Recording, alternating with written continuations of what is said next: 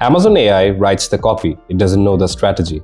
So here's why you still need Data Dive or Helium 10 in 2025. Let's move on to it. Amazon AI writes the copy, but they doesn't know the strategy. This is the biggest mistake I can see sellers are making in 2025. They think they are just clicking the generate listing button, the draft is completed, and the listing is done, but they are not. Let's understand why they are not done just by clicking the listing generate button. Amazon Bedrock model is designed for readability and compliance. It's not like designed for market intelligence. This is why hybrid workflow is the way forward in 2026. Number one, Amazon AI handles the heavy listings of grammar, formatting, and almost everything.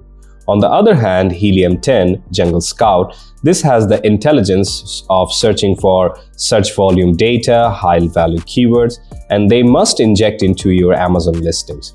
So if you skip step 2, you just have a beautiful listing but nobody can find. So tools like Cerebro and Magnet, they are not obsolete. So they're just helping you to create listing contents but making it far more better. So at the end of the day, use AI for creation and Amazon software for intelligence. So we will be back with another video very soon. So keep following Zone Hack and see you around tomorrow.